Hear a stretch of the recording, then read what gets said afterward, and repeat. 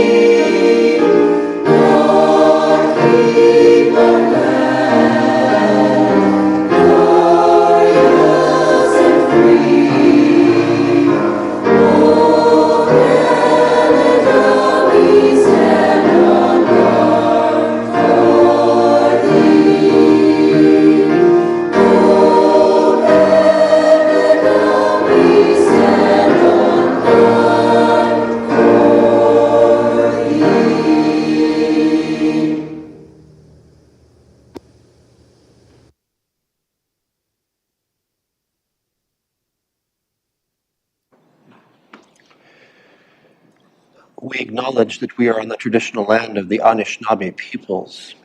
We wish to recognize the long history of Indigenous peoples in Canada and show our respect to them today. We recognize their stewardship of the land. May we all live with respect on this land and in peace and friendship. Colleagues, you've noted two empty chairs here this evening. Deputy Mayor Kellum has advised that he will be a few moments late. Councillor Richardson advised that he's come down with an infection, which he described as nefarious, which is an interesting word to use to describe an infection, and so he's asked for permission to participate remotely this evening. I have a resolution for our consideration to allow him to do so as follows: that the Council of the Municipality of North Perth permits Councillor Richardson's remote participation at the March 18th, 2024 Council meeting. Can I call for a mover? Councillor Anstead, thank you. Seconded by Councillor Rothwell. Any discussion or debate? Seeing none, let's have the vote.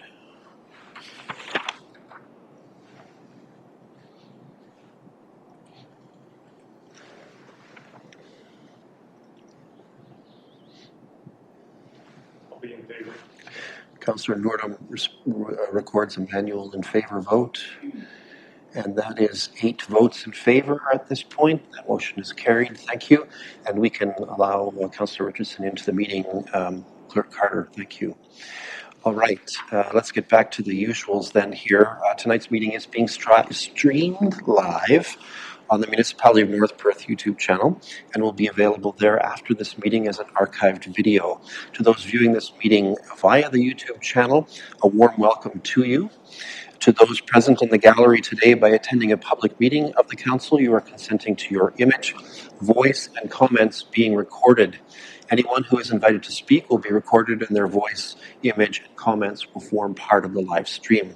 The chair and/or the clerk have the discretion and authority at any time to direct the termination or interruption of live streaming.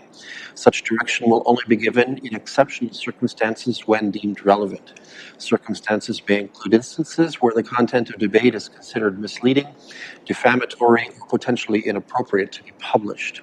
Attendees are advised that they may be subject to legal action if their actions result in inappropriate and/or unacceptable behavior and/or comments. Thank you. And I, of course, as always, invite decorum over the course of the coming meeting. Let us move to item 5 of our agenda pertaining to pecuniary interest. For the benefit of those unfamiliar with our council practices, provincial legislation requires councillors with a potential pecuniary or financial interest in any item at the council table to declare this interest and to remove her or himself from discussions and voting on the item. In accordance with recommended protocol at this time, I invite all councillors with a perceived pecuniary interest, including those who have already declared in writing, to verbally advise the chair in public session and to submit documentation to this effect in writing to the clerk if not already done. Councillors are further reminded that should a potential conflict arise during the meeting, they may so declare and act at any point in the meeting. I have received correspondence from Councillor Andreessen, so I will turn the floor to Councillor Andreessen for her declaration. Good evening, Mayor Kasenberg, Council, and members of the public. I need to declare potential pecuniary interest on items 12.1 and 12.2. 12.1 is regarding the Brant and Horton Municipal Drain, and 12.2 is regarding a bylaw with the Isachenko Municipal Drain. Both of these drains are on corporate land that my husband and I currently own. And subsequently to that, I'll declare pecuniary interest on item 17.1, which is the confirmatory bylaw. Thank you. Thanks, Councillor Andreessen. Any other declarations at this time? All right, I'm not seeing any, so back to our procedural overview. My role as chair prompts me to manage the flow of proceedings tonight and largely in accord with our agenda. We usually do have some participating remotely by web conference, and in fact, I know we do tonight. Should they wish to speak, they may draw the attention of the clerk to this through the conference technology's text chat function. If technical details arise for remote participants, I will advise and try to send some help. Let us now focus on the people's business. Part of that focus is achieved when those in the chamber silence and put away their phones. Regarding item 6 of our agenda, I have a motion before me for the approval of the agenda this evening, and it's an amended agenda, so I'm going to find the right paperwork and invite Clerk Carter to describe the changes that are proposed here. Go ahead.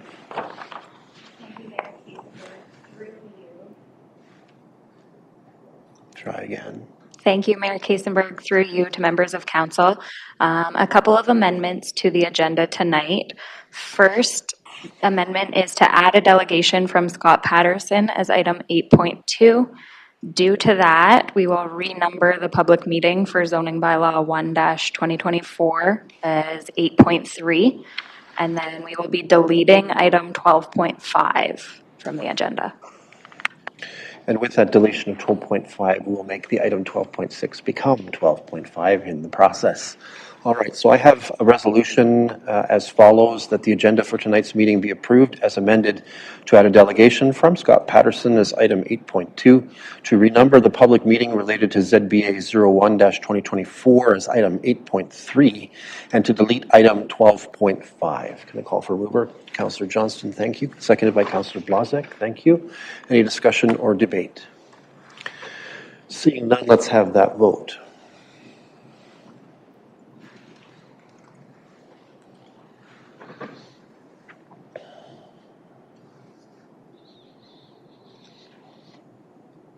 And that is carried. Thank you. Let's move forward then in our agenda to item 7. This is pertaining to the consent agenda, so-called consent agenda. Consent items are placed on our agenda because they're believed to be non-contentious, yet they may warrant council's recognition and or action.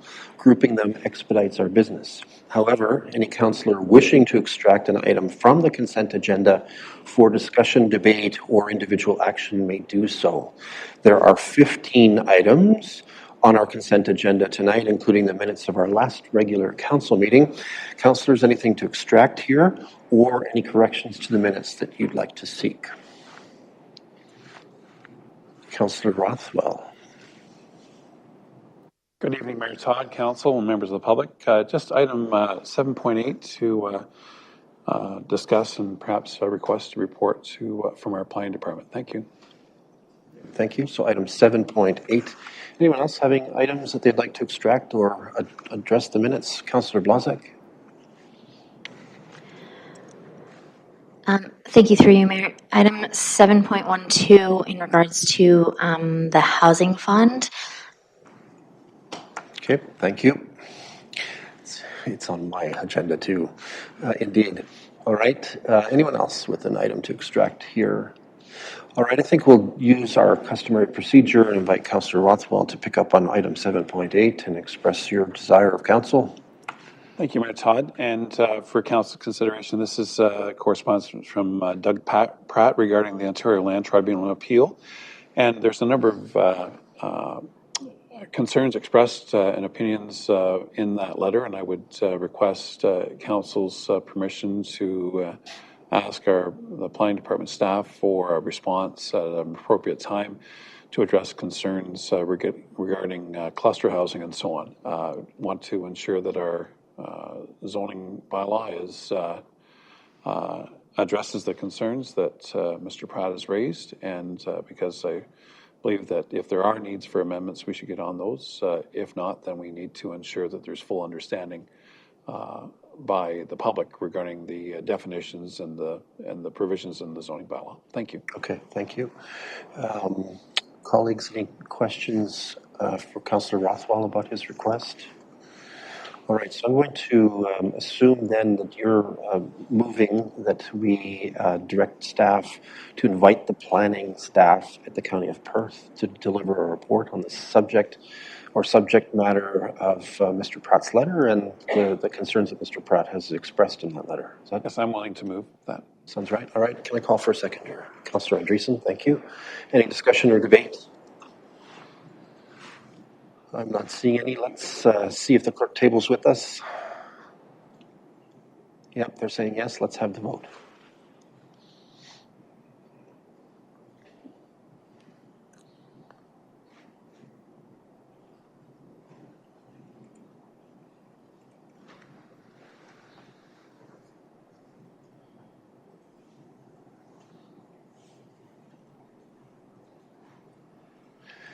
And that is carried unanimously. Thank you for drawing that to our attention, Councillor Rothwell. Let's turn next to Councillor Blazek. You're up. Thank you, through you, Mayor. The City of Quinte West sent a letter to the federal government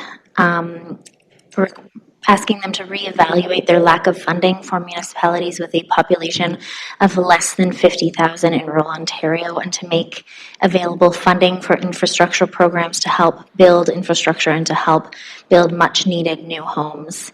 And I think that that's maybe something that we should consider supporting.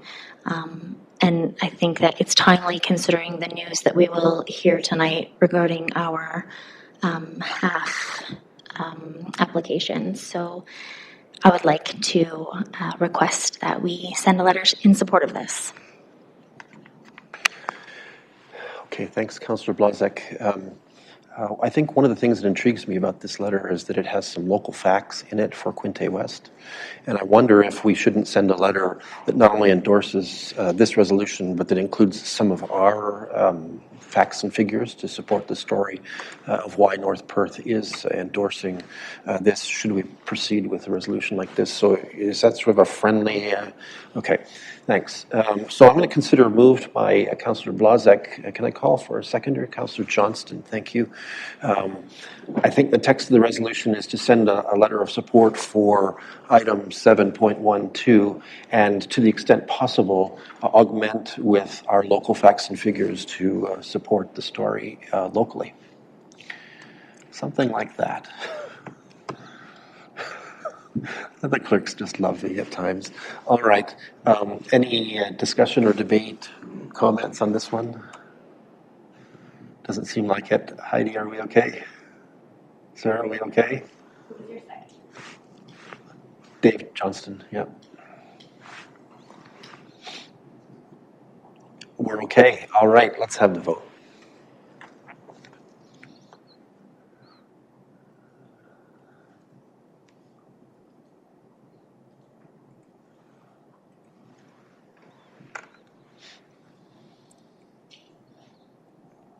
And that is carried unanimously. Thank you for that one, Councillor Blazek. I think that one's quite important, actually. All right, let's then consider the usual resolution regarding the consent agenda as follows. The consent items 7.1 to 7.15 be received for information, and the minutes of the March 4th, 2024 regular council meeting be adopted. Can I call for a mover?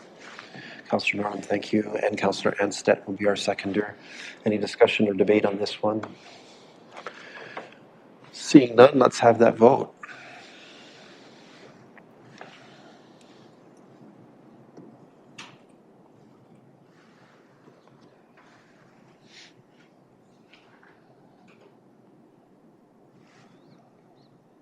I'm in favor. Thank you. Councillor Anstett records a manual in favor vote, and with that, that resolution is carried. Let us proceed. At this time, it's proposed we turn to item 8 on our agenda. Our agenda does indicate that we'll have 2 delegations now, as noted in our amended resolution at the beginning of our meeting. I remind delegations that in accordance with this council's procedure bylaw, a total time of 10 minutes per delegation is permitted, and that includes both presentation time and providing an opportunity for councillors to ask questions. The delegation is to present on the topic declared on the submitted request for delegation forms, and deviations from the topic are not generally acceptable to the chair or this council. As always, we expect respect and courtesy, which inherently includes not using names of those who have not consented to such use. As item 8.1, we're joined by Mr. Sean Thompson. He's connecting remotely. He's a resident and ratepayer who wishes to address council on the subject of ATV use on a portion of North Perth trails. Mr. Thompson, welcome to the council meeting. The floor is yours. Hey everyone, thanks for your time tonight. My apologies I can't be there in person. My name is Sean Thompson, president of the North Perth and District ATB Club. We're in partnership with the OIB ATB. If I get next slide, please. Just a few topics we're going over tonight. Try to go over them quickly, specifically trail management, safety, and economic impact and tourism. Next slide, please. Just going over the OIB ATB real quick. We have over 25 clubs and growing, 8,000 kilometers of insured trails. Each club has $15 million liability insurance for trails. We also have a plethora of options for trail signage that suit our needs, and we're self-funded through permit sales. Next slide, please. This is a big topic for us too as well. Point of Mention program is promoting local businesses in Quad On. It's an application people that use for maps and stuff like that for all the trails. In 2022, a total ATV-related tourism spending in Ontario was over $373 million on a daily trip for a family of 2. There was people spent about $249 on a multi-day trip. It was over $1,000. Yeah, it's a big point of us for tourism as well. Can I get next slide again? This is going over the one permit. Currently in Ontario, multiple permits are required to ride anywhere in the province. This is confusing for riders and hinders compliance to buy and use a trail. The OPD is lobbying for a one permit system harmonized with the OFSC model to be one permit, a ministry transportation permit that is distributed by the OFATB. This will lead to more people buying permits so that they can travel across a comprehensive united trail system. Next slide, please. Trail safety, this is a huge one for us as well. Trail safety is definitely one of our number one concerns for a multi-use trail system. We have trained trail wardens, so any of our volunteers can take a course online, do warden certificates. We're definitely working closely with the local OPP and bylaw enforcement. We also have a youth training program online as well, which is huge. We love that idea.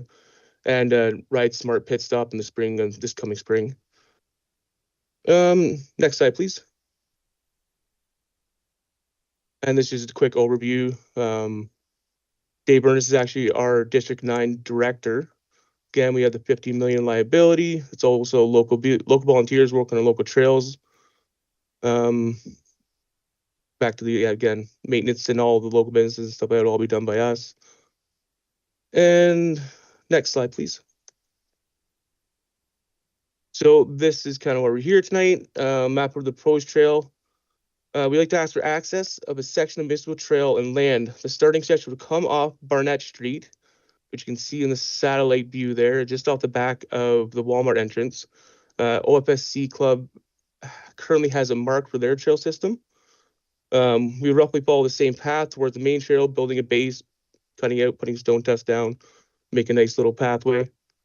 This portion would also be freely accessible to any of the public who wish to use it, but of course would require a permit if you're an ATV.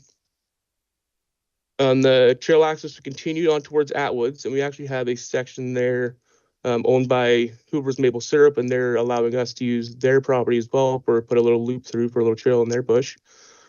Going all the way through Atwood as well, and then ending in Henfren, Southern Henfren line there. And then on the other side of the map, you can actually see the brown portion, which cuts through up to that little gravel there. Anyway, that all leads up towards Huron Shores. They have an extensive trail system up there, over 100 kilometers, like hundreds of kilometers of trails. Again, they have a great whole system. That'd be awesome to link up with them. We want to give people a place to ride safely. That's definitely one of our main concerns. Just if they're going to want to ride somewhere, they're going to want to ride somewhere. We've had a lot of members coming to us and definitely wanting some trails to ride. Definitely thank you for your time tonight. If I answer any questions to the best of my knowledge. And last slide, I guess. All right, thank you, Mr. Thompson. Yep. So your request then to council is to evaluate and allow or engage with the possibility of use of the existing trail, picking up at the south end of Listowel and heading over to Henfren.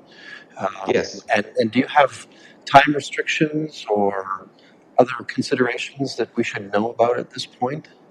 No time restrictions, no. Other than that, no, I don't think so. Okay, so okay, let's turn to the colleagues here. Questions, comments from council about this opportunity? Okay, Councillor Anstead.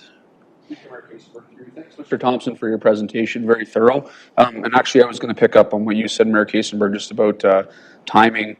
Obviously, I don't think it's a secret. There's a lot of people that use these trails, biking, walking, running, jogging, whatever you want to call it. And I'm just concerned that if we don't have, if there's no time limits, it could be potential conflict. So have you discussed that at all? As for time limits, you mean time of year, or what exactly do you mean by time limits? Sorry, I should have been more clear. Time of day, perhaps? Time of day, so like we're kind of going to mirror what there is right now. So I think right now we can ride from 6 a.m. to 10 p.m. I think we might shorten that down a little bit so it's not furthering into the evening hours, just to be a little more safer in that sense. Okay, thank you. Yep.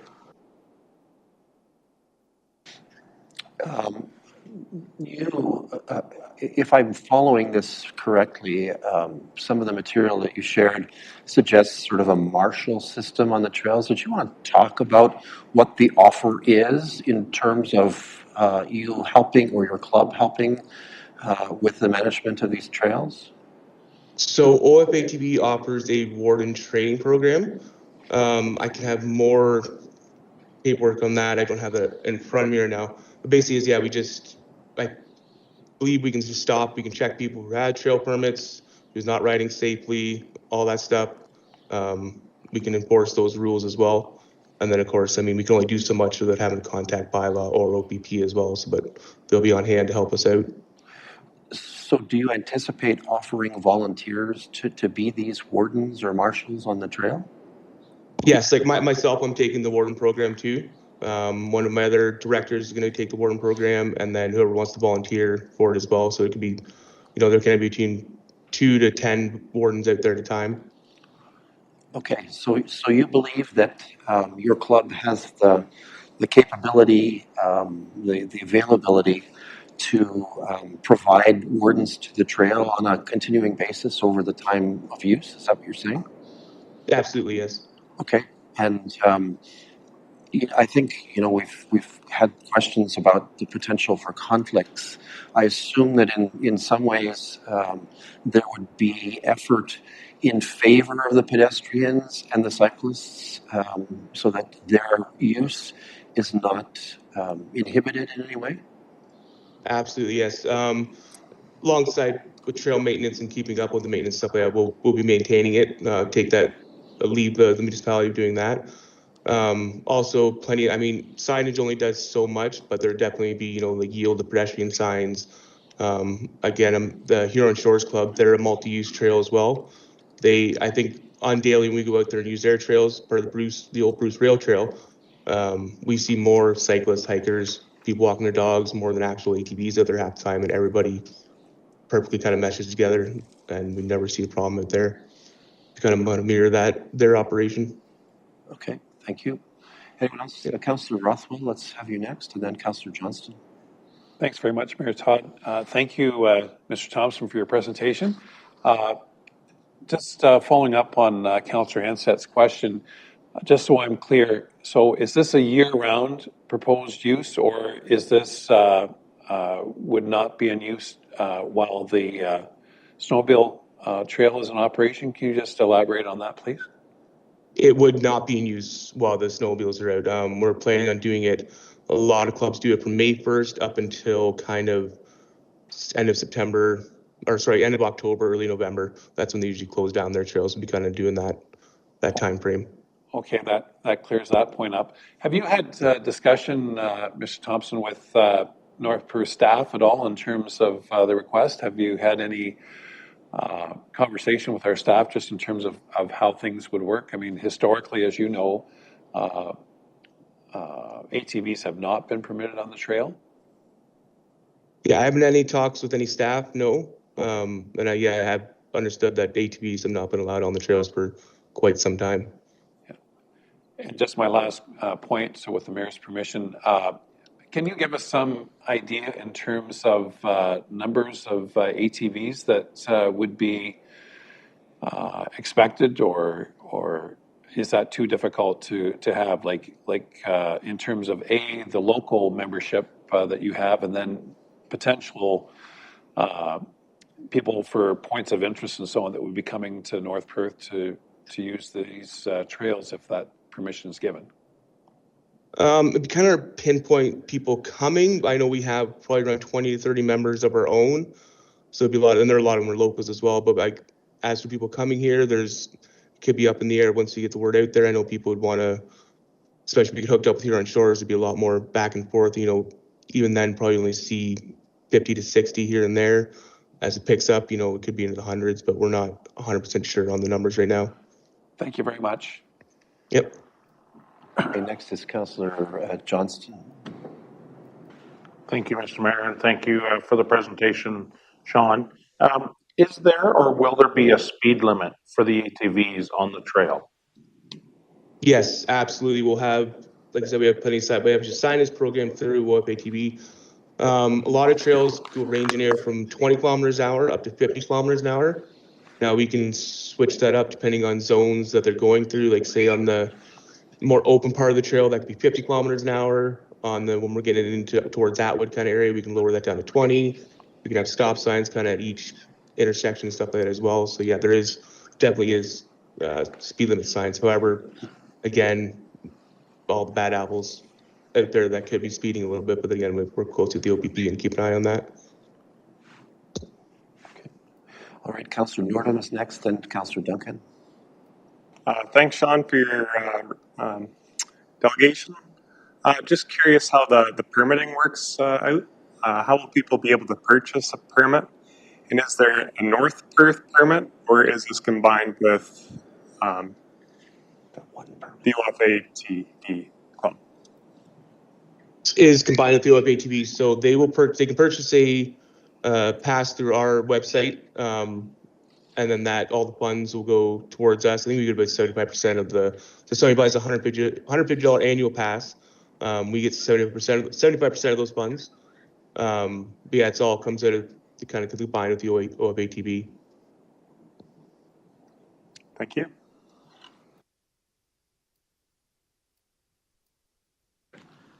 Thanks. Through you, Mayor. Sean, you suggested that there was a connection point with the Huron Shores Club. how far would that connection point be from the end of the trail at Henfrin at this stage? I believe it was 50 or 60 kilometers. So I believe it goes into Huron County. And I think Tyler, from the president of Huron Shores there, is going to work more with them, but we're going to kind of work together in a joint effort to get road access through some of those areas. There's actually quite a few county forests that we're going to try to get access to around as well. Just have little loops going through there and little cutoff points. But yeah, I think there's a good 60 kilometers from Henfrin up to the Huron Shores. So currently, if we were to allow ATV use on the North Perth Trail, it would only really be from Henfrin to Listowel at this point, and then you'd have to road run then to connect to another trail system? Correct, yes, yeah. Okay, thank you. Yep. Okay, Councillor Blasek is next. Sorry, through you, Mayor. Thank you for your presentation, Sean. I have some concerns or maybe questions for staff about kind of municipal insurance and liability perspective. Obviously, it's really important that we keep the trail safe for all users, especially those on foot and on bike. And so wondering how that would impact the municipality there. Okay, so who is going to tackle this? Or should we ask for a report on this at this point? Perhaps the right approach is to consider asking staff for a report as a follow-up to Mr. Thompson's delegation tonight. And the CAO is nodding his head. That's always a good sign. All right, so perhaps, yes, go ahead, Clerk Carter. Richardson has a question. Okay. Councillor Richardson, I trust you heard what I just said. We may ask for a staff report here and consider that resolution. Did you have something you wanted to bring in? Thank you. And through you, Mayor, I would just like to say that on one hand, even though I know the traffic isn't as substantial in the winter time, that we currently allow the snowmobiles to utilize the trail. And I figure with an outfit that is large as OFATV with the proper signs and wardens and a lot of, I'm generally in support of the idea, but we'll look forward to getting into the minutia of dates and allowing that from a staff report that is forthcoming. So thank you. Okay, thank you, Councillor Richardson. Given that you just mentioned staff report forthcoming, how about you be the mover of a resolution that will direct staff to prepare a report on considerations and logistics related to opening trail use in partnership with the North Perth ATV Club and OFATV. Does that seem like a reasonable resolution? That sounds good to me. I'd be happy to move that. All right, moved by Councillor Richardson, seconded by Councillor Rothwell. Thank you. All right, any discussion or debate on this one? Seeing none, let's have a vote.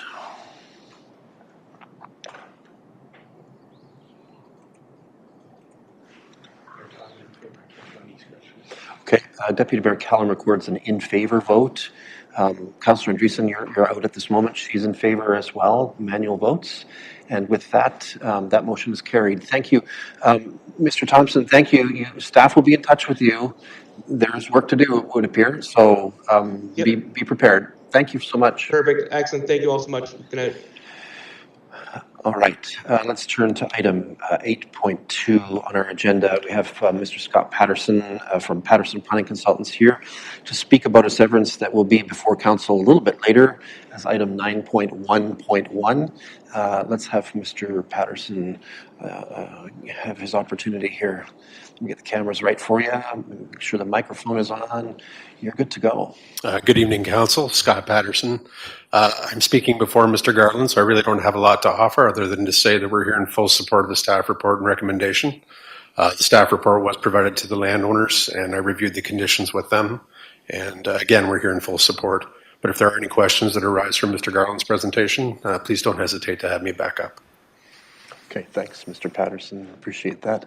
Any questions at this point ahead of that item? I think we'll show a little leniency if when we get to that item, if there are questions, we'll give you the floor again, Mr. Patterson. Thanks. All right. So that brings us to item 8.3. For the purpose of executing a public meeting under the Planning Act, I use my discretion as head of council to announce a recess lasting the duration of the public meeting. In said public meeting, council will consider a proposed zoning bylaw amendment located in the Wallace ward of North Perth. And we have Mr. Garland with us at this time. Mr. Garland, the floor is yours. Thank you, Mayor Kasenberg and members of North Perth Council. I'm here to present a zoning bylaw amendment application Z01 2024. The owners and applicants are Stardale Acres, Ken and Vicky Stark, and the applicant and consultant on the file is Patterson Planning Consultants on behalf of Scott Patterson. Can I interrupt you? I'm sorry. Yes, please. I have some preliminaries that I'm supposed to read into the record. And you distracted me by standing there, as tall as you are. Apologies for my And so I kind of let you go, but I really should call the public meeting to order, right? That's kind of useful. The clerk is looking uncomfortable. Start again. So hang on. So we have a public meeting dealing with an application made under the Planning Act. Welcome to those attending the public meeting pursuant to the Planning Act for a proposed amendment to the North Perth zoning bylaw. This is a statutory public meeting to deal with ZBA 1-2024 application for zoning bylaw amendment by Patterson Planning Consultants, Inc. on behalf of Stardale Acres, Inc. for property described as Lot 47, Concession 3, Wallace Ward, in the municipality of North Perth, 6664, line 87. Correspondence, reports, and comments received regarding this application will be considered by council. Those in attendance remotely wishing to make a comment concerning this application will be given the opportunity to do so. Anyone wishing to appeal council's decision in this matter must make verbal submission during this public meeting or have made a written submission to council. Those wishing to receive notice of the decision regarding this application must notify the clerk via email or telephone, giving their mailing address and telephone number.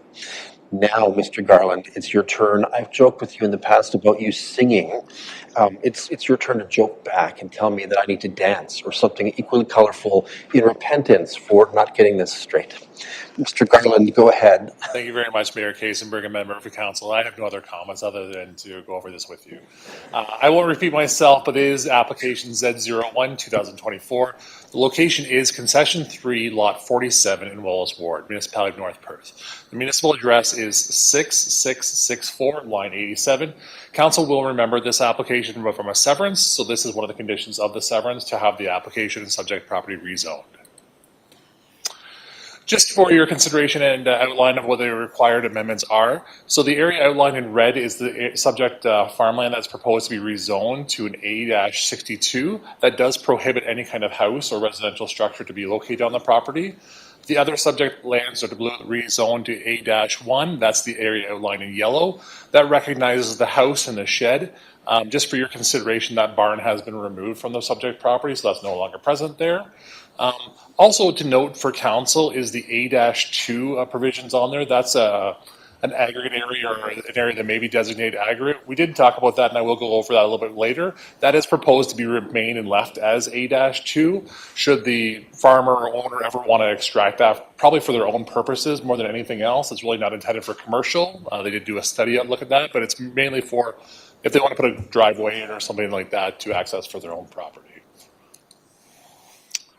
Just also a recognition of what the former severance application was. So the severance application was to sever off an area of 1.69 acres, and the retained farmlands are now corrected. It's now 39.5 hectares or 95.3 acres, so it does meet the minimum farm size for the North Perth zoning bylaw. So that's why there is no additional A-62 recommendations. It's just a straight A-62. Just for council's refresher, MVCA did provide comments on the severance application. They were fine with the severance that's being requested. There is one entrance proposed, so no additional entrance, just based on the topography and the large drain on the property. So there will be an easement established on the property, both on the severed and retained lands, for the farmer to gain access and the residential owner to gain access as well too. And then as a note as well too, there was an aggregate assessment completed. A very small amount of aggregate, a fairly small license area, really only 2 years kind of thing from the MNRF licensing limits. That's proposed to remain as A-2 should the farmer or future landowner ever want to access that. It's a fairly easy application. Just some recollection for the site photos. So that's that large drain feature that we're referring to previously in the photos. And then just the notice has been posted on the property. That was of the consent application, but the rezoning also has been posted. Policy summary. So the property is zoned natural environment and agricultural, and there will be the rezoning request now. It does meet the provincial policy requirements for the surplus farm dwelling, as well as the county official plan requirements for the surplus farm dwelling. This rezoning application is a requirement of those policies, and that's why it's here before you tonight.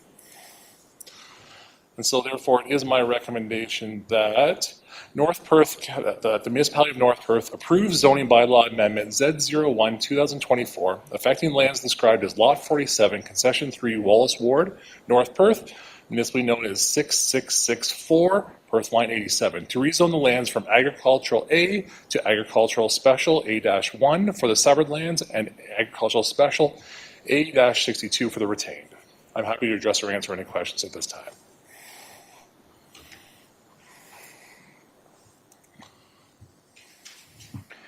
Okay, thank you, Mr. Garland.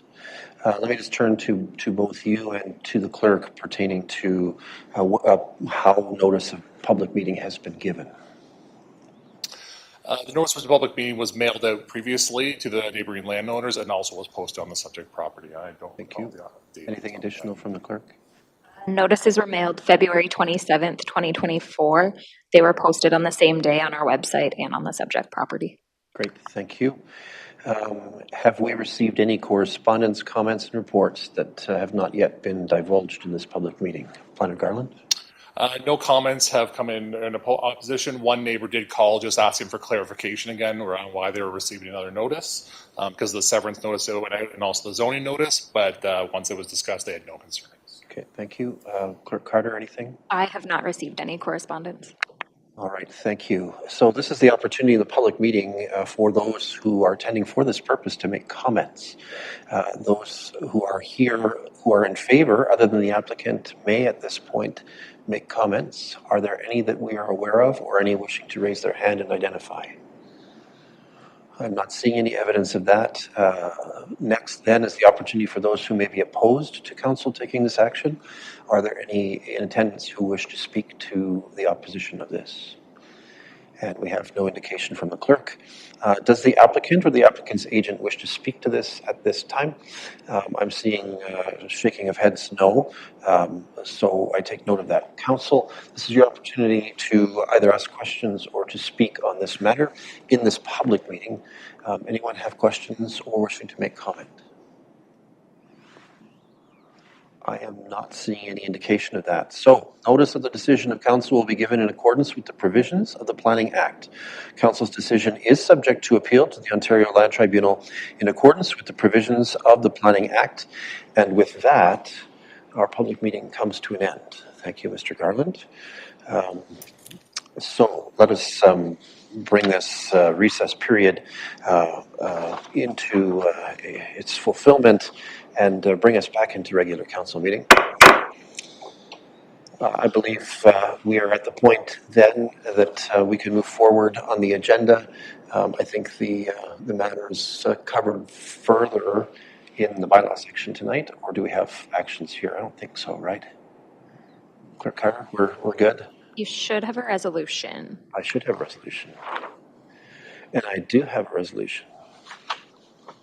Indeed, thank you. Thank you. All right. As follows then. Colleagues, with regards to the public meeting, I have the following. That the Municipality of North Perth Council receives the report dated March 18th, 2024, entitled Zoning Bylaw Amendment Number Z01-2024, affecting lands described as Lot 47, Concession 3, Wallace Ward, North Perth, 6664, Perth Line 87, and that the Municipality of North Perth Council approves zoning bylaw amendment Z01-2024, affecting lands described as Lot 47, Concession 3, Wallace Ward, Municipality of North Perth, 6664, Perth Line 87, to rezone the lands from Agriculture Zone A to Agriculture Special Zone A1 for the severed lands and Agriculture Special Zone A62. Could I call for a mover on this one? Thank you. Councillor Andreessen is our mover, seconded by Councillor Norton. Any discussion or debate? Seeing none, let's have a vote.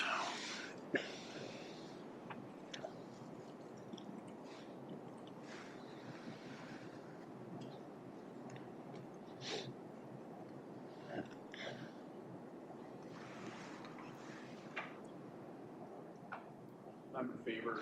And we're missing Councillor Ansted's vote, but he records a manual in favor vote.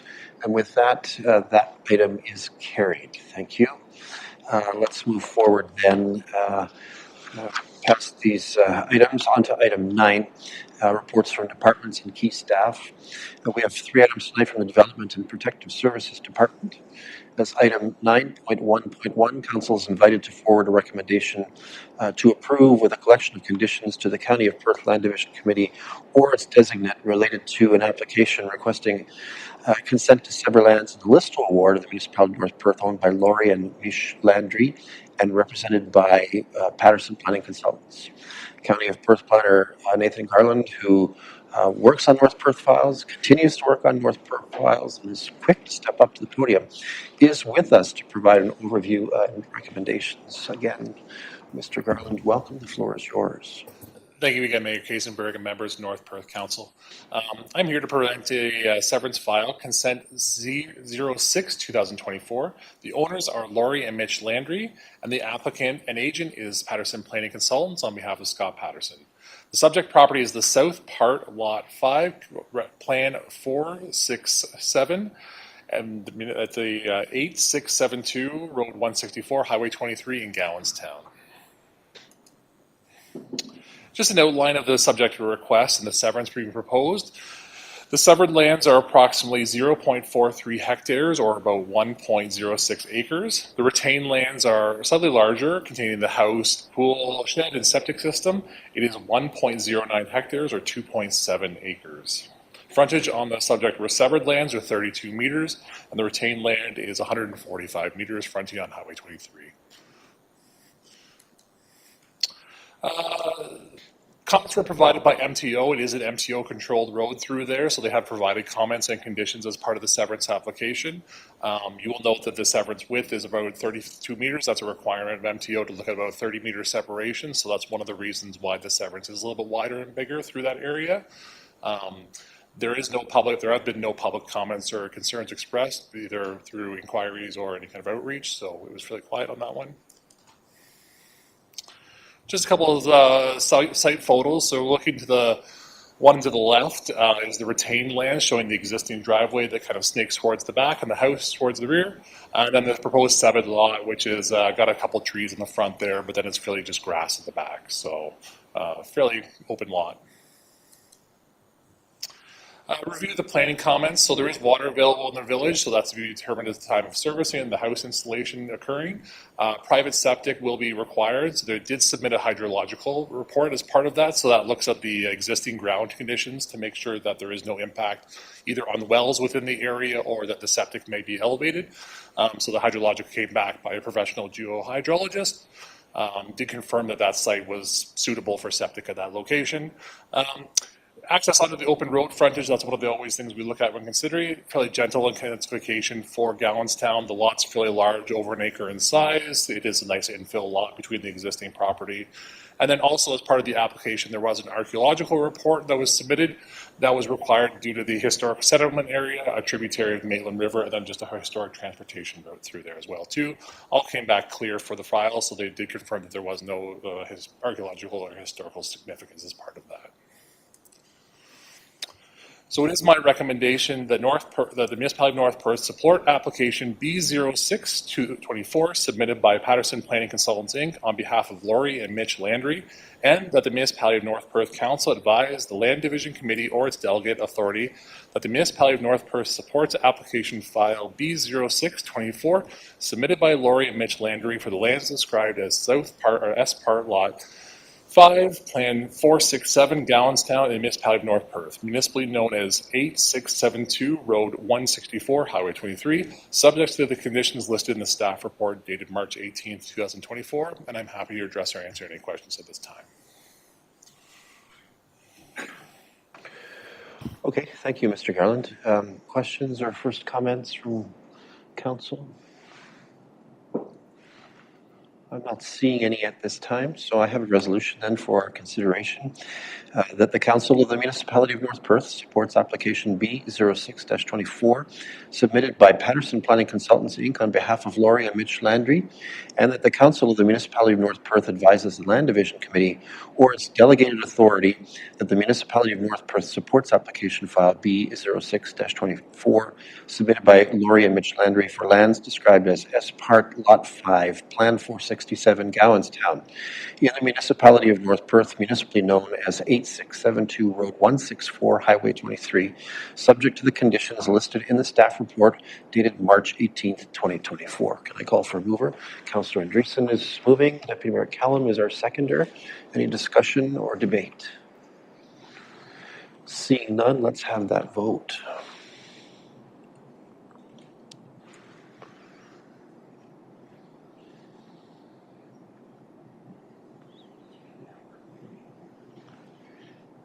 And that is carried. Thank you.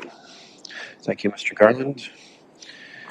All right, let's move to item 9.1.2. On this occasion, Chief Building Official Sally McMullen brings forward the annual report on building-related fees in the municipality. The last year appears to have been somewhat costly to our building department, and it becomes apparent that some near-future adjustments will need to be considered. But I don't want to put the cart before the horse too much here. Ms. McMullen, the floor is yours for your presentation. Welcome. Thank you and good evening, Mayor Kasenberg and members of council. I am here tonight to bring you a report, and it's an annual report on building fees, and we're actually going to cover the previous 2 years.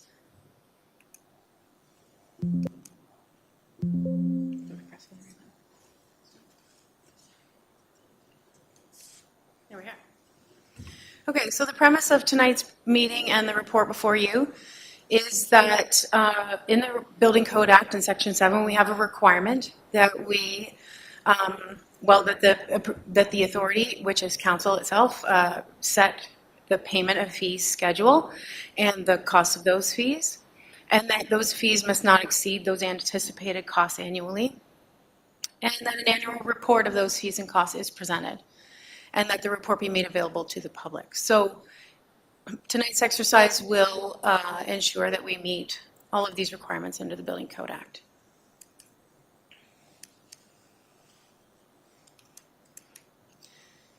So this is a summary of the 2022 costs and revenues, and the highlights of this, just make sure this is working. There are a couple. There we go. Thank you. If we could just slide Councilor Richardson up. Thank you very much. Okay, so the highlights from 2022, or summary points that I'd like to draw your attention to, is that there was less expenditure than anticipated on wages. And that was due to some turnover in staffing.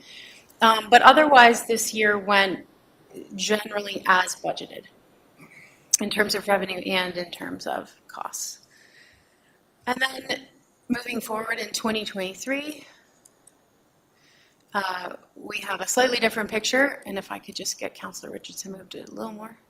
Great. Thank you. He's going to have a tummy ache before we're done here. Okay, so fees in 2023 were generally less than anticipated, and we had a slightly lower number of permits than was anticipated, and the value of those permits less. Contracted services were needed, as you're aware, and that brought up the cost to run and manage our requirements and responsibilities under the Building Code Act. Internal allocations were determined moving forward to be higher for the department, and there were some increases in a couple of other categories with a smaller proportion of the budget, but worth mentioning that we did spend just about double on training as the year progressed, ensuring that everyone had the qualifications needed, and on some consulting, which is essentially some legal opinions that we needed to deal with specific files.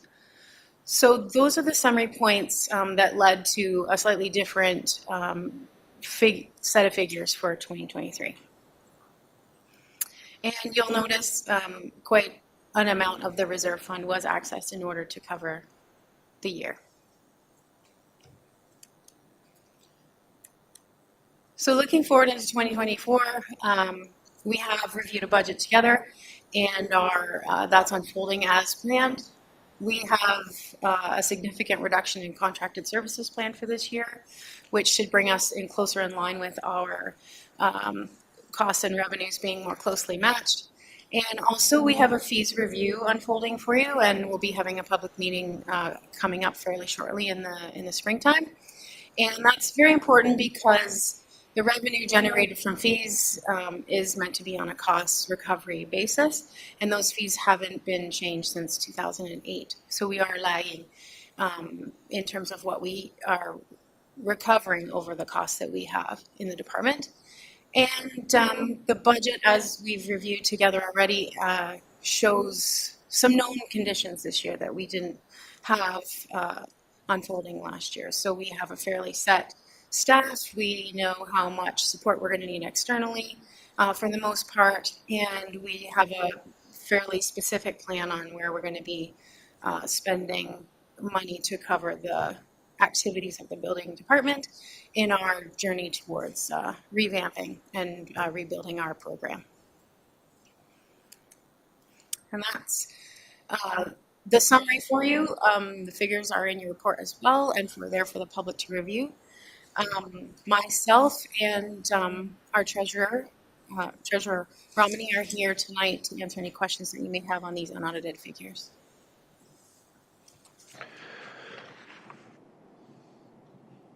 Okay, thank you, Ms. McMullen. Colleagues, questions at this point, comments? Councillor Rothwell, let me get your microphone. Thank you, Mayor Todd. Thank you, Sally, for the report. Just in terms of the 2023 figures, I believe were the vehicles that were purchased, are they a 2024 item versus a 2023? Is that correct? That's correct. Okay, thank you. And just further, if I may, again, going back to previous report that you had for council and your discussion here this evening in terms of the outside services from RSM, and we're declining, or the need for those additional services declining based on increased training for our staff and so on. When is it anticipated that we'll be fully self-sufficient in that respect? We will remain in a position to want external services for complex buildings for some time. Those are more rare types of applications and do require a pretty specialized set of expertise. But for the day-to-day stuff, we're in a position now where the plans examination and inspections are happening largely in-house. I anticipate this month will be a significant reduction in RSM on those two activities in particular. So we're just finishing a couple of complex buildings around town right now. So we will have some consulting fees for them with respect to inspections coming for the next couple of months probably. And then we do have the actual issuing of permits by the CBO until I become fully qualified and appointed later this year.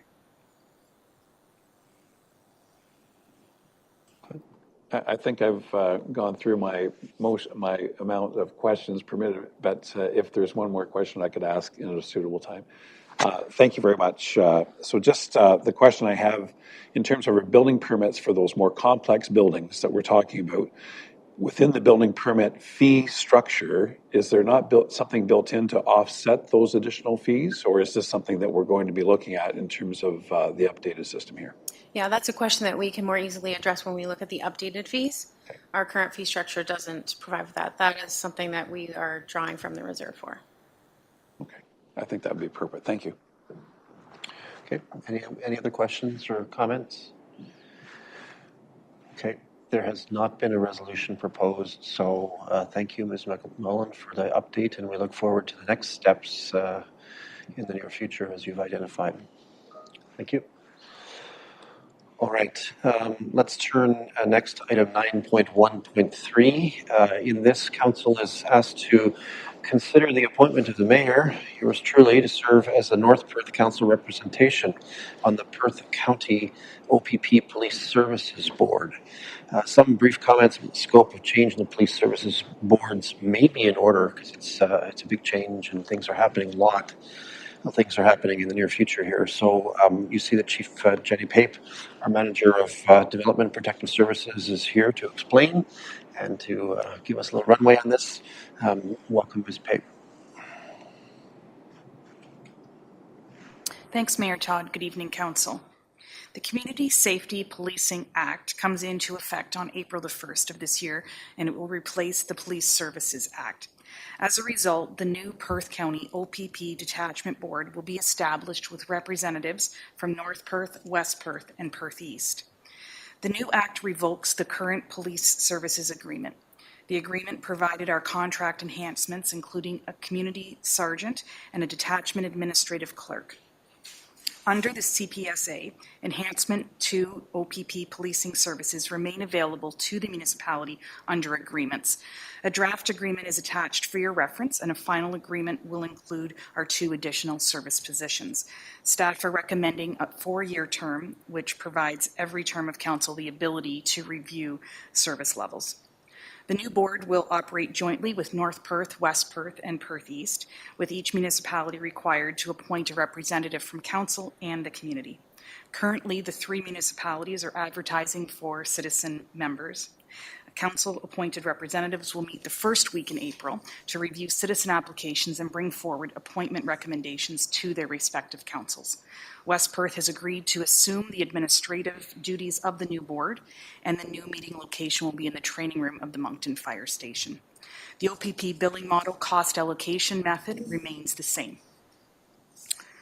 Recommendation that the Council of the Municipality of North Perth appoints Mayor Kasenberg as the North Perth Council representative to the Perth County OPP Detachment Board, and that a bylaw be presented for consideration at a future meeting for an agreement between the Municipality of North Perth and the Solicitor General for the provision of additional police services under Section 17.2 of the Community Safety and Policing Act. CAO Snell and I would be happy to answer any questions you may have at this time. All right, thanks, Chief Pape. Any first comments or questions on this matter? Councillor Rothwell. Thanks, Mayor Todd, and thanks, Jenny, for the report. We had had discussion previously, and I guess I had raised the point about fairness and equitability in terms of representation on the Police Services Board. And as I understand, it's West Perth, Perth East, North Perth have same representation irrespective of population. What is the rationale for that?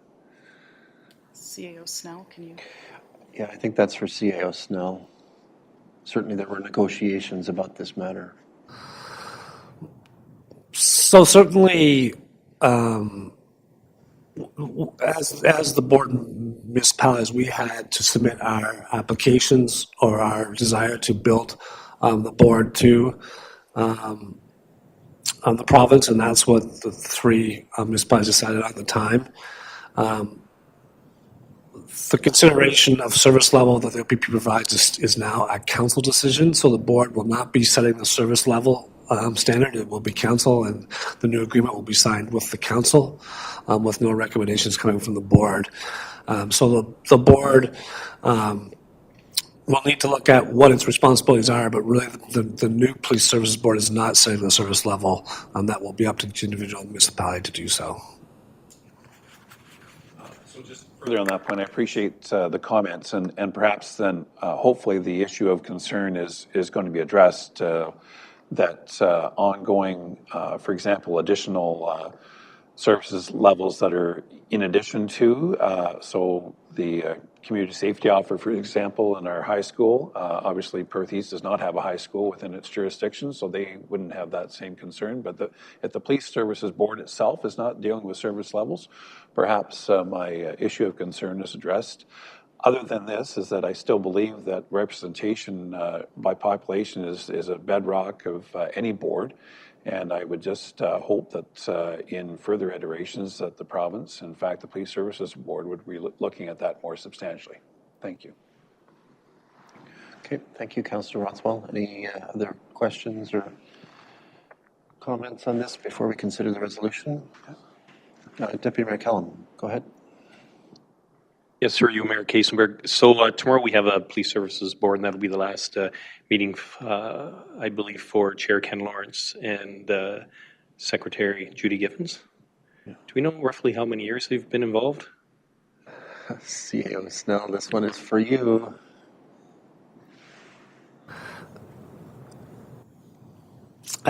Ken's been on the board since I was the clerk in 2002, so that's at least beyond that number.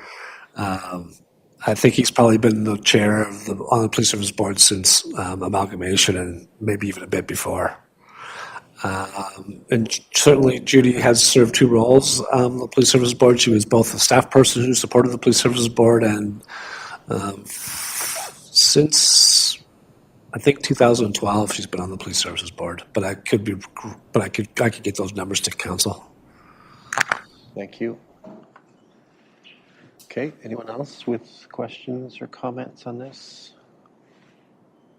All right, I have a resolution as follows then, that the Council of the Municipality of North Perth appoints Mayor Kasenberg as the North Perth Council representative to the Perth County OPP Detachment Board, and that a bylaw be presented for consideration at a future meeting for an agreement between the Municipality of North Perth and the Solicitor General for the provision of additional police services under Section 17-2 of the Community Safety and Policing Act. Can I call for a mover on this one? Councillor Johnston, thank you. Seconded by Councillor Anstead. Any discussion or debate? Seeing none, let's have that vote.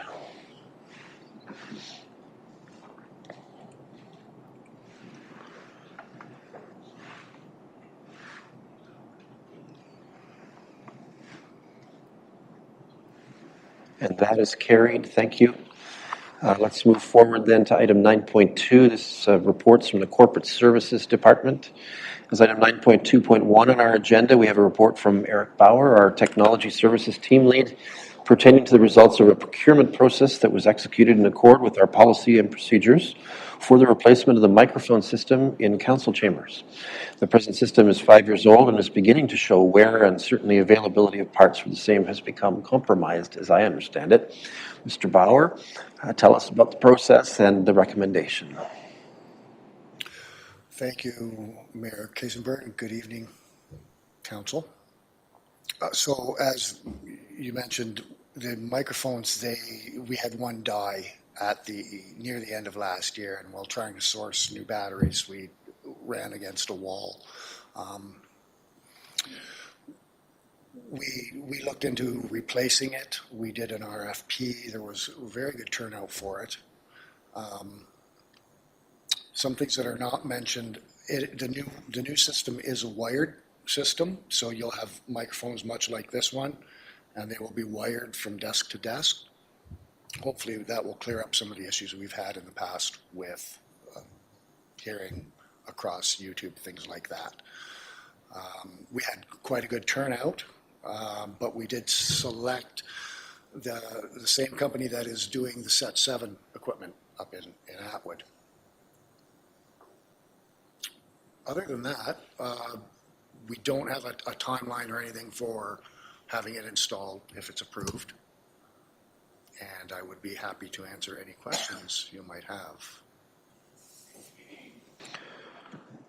All right, let me get this right here. Okay, any questions or first comments? Councillor Anstead. Mayor Kasenberg, through you. Thanks, Eric, for your report. Just one question on warranty. I know it's mentioned in the report. Can you just speak to warranty a little bit? I know that the current system, like Mayor Kasenberg mentions, 5 years old. Just looking for an update on that. So what happened there, I think what happened last time was we got some equipment that was near end of life, hence the warranty. I mean, it was there, but by the time we started running into trouble with batteries and stuff, it was very hard to find, even batteries, let alone microphones. So this newer system, part of the RFP was that it was not near end of life. It had to be a current so that we would get at least another 5 years out of it. Also in there, we added an extra spare mic just in case something went wrong. But we would hope going forward that we wouldn't have the same issue sourcing parts, bits and pieces. Thank you. Thanks. Councillor Rothwell. Thanks very much, Mayor Todd, and thank you, Eric, for the report. Of course, everyone hopes that you're when you buy something, it's going to last for a long, long time, and 5 years just doesn't seem like a very long time. So, I mean, I understand we like to budget for these sorts of things, but I mean, it's a big hit, I think, on our budget line, and hopefully some cost savings that we've had on some things are going to be able to offset this. I'm looking at our treasurer over there, but it's an important service for what we do, and essential in terms of being able to have residents listen to our council meetings and in public as well. So, I mean, I certainly believe the importance of a new system. My hope would be that we would be able to sell this system, and someone that still is operating the system would actually have some spare parts. Perhaps we need to look at that as offsetting some revenue or something to help us. Just a suggestion if you hadn't thought about it. Thank you. Thank you, Councillor Rothwell. I have mild concern, of course, about moving to a wired system. I've shared that with you personally. My biggest concern, of course, is that we have had many times now where we've had the opportunity and flexibility to include microphones comfortably and easily in the space ahead of this horseshoe so that we can recognize teams and other significant accomplishments in the community. And the wireless microphones made that really easy to do. Is this new system allowing us to plug in something that we can put on a stand out here for those kind of occasions? Absolutely. Yes, sir. The ones around council, they will daisy chain through the holes in the desk. There would be another strip of that wire mold that would come out. You would have microphones across all the staff desks as well as the lectern here. Okay, and will we have the ability to put something into this space ahead of the podium for the sake of doing public presentations and so forth, as we have done for the last 2 or 3 years? You would have the ability to,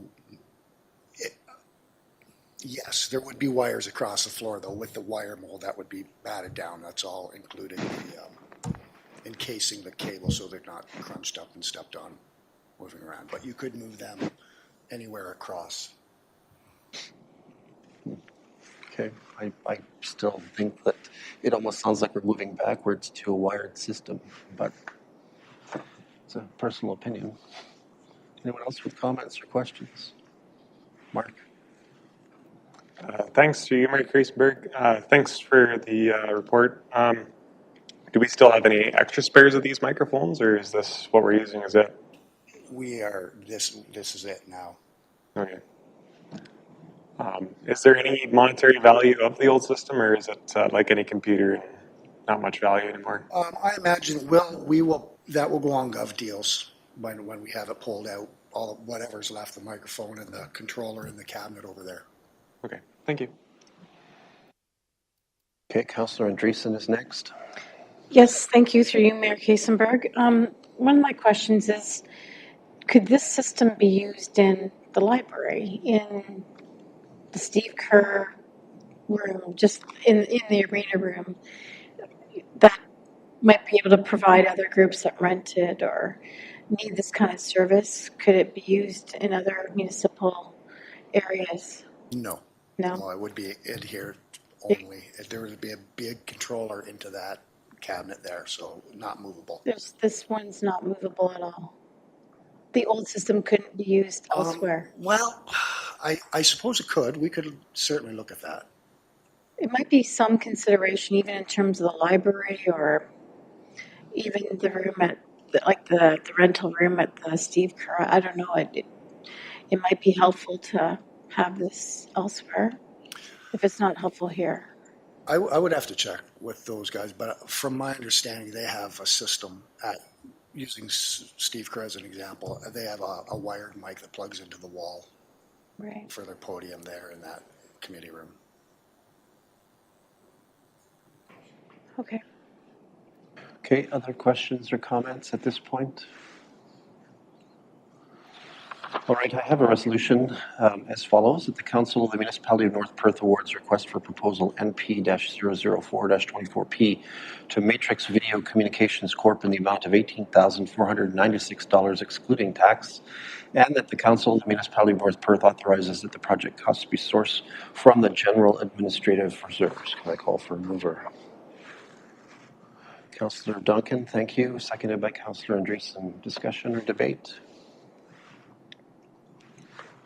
Seeing none, let's have that vote.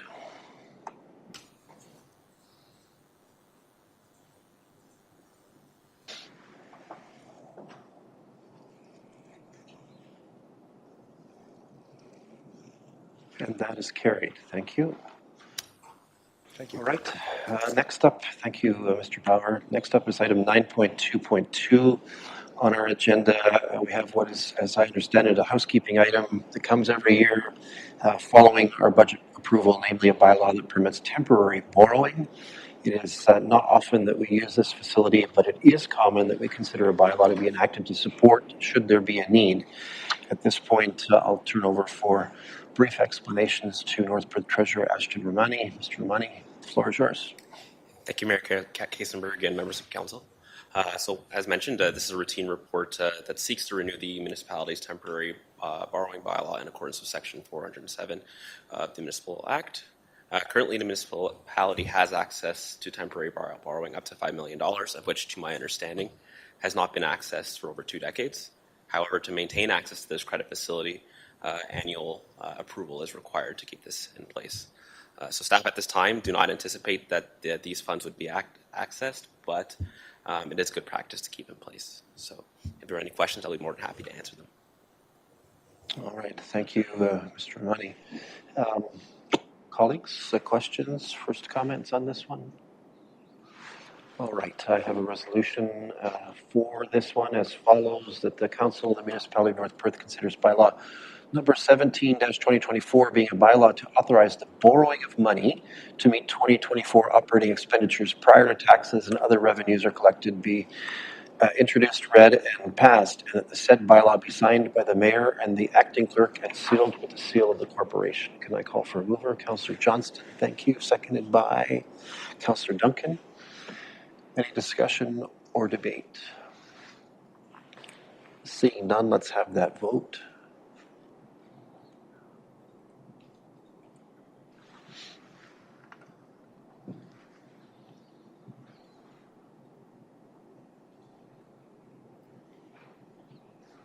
And that is carried. Thank you. That brings us along to item 9.3, reports from our Strategic Initiatives Department. As item 9.3.1, sorry, on our agenda, Matt Cardiff, our relatively new agricultural specialist, brings forward a terms of reference for an Agriculture and Agribusiness Advisory Committee. Mr. Cardiff, welcome to your first report to Council. Tell us about this proposed action, please. Thank you, Mayor Kaysenberg, and good evening, Council. I'm very pleased to be giving my first report to Council this evening, and I look forward to doing my part in representing and promoting the municipality and the agriculture community within North Perth. The purpose of this report is to provide Council with an updated terms of reference for an Agriculture Advisory Committee, first adopted in January of 2020, and to also initiate the recruitment process for said committee. Originally named the Agriculture and Agri-Technology Advisory Committee, the terms of reference have been revised to include elements of the 2022 Agricultural Excellence Report, the creation of the Agricultural Specialist role, and to be consistent with more recently created terms of reference documents from other committees of Council. Upon adoption of these terms of reference, I would also ask that you appoint a representative of Council to the Agricultural and Agribusiness Committee and grant staff authorization to begin the recruitment process for the remaining community members. I eagerly await the formation of this committee and commencing the work of advancing the agriculture and agri-food sectors here in North Perth. With that, I would turn it back to you, Mayor Kaysenberg, and happy to hear any questions or comments you may have.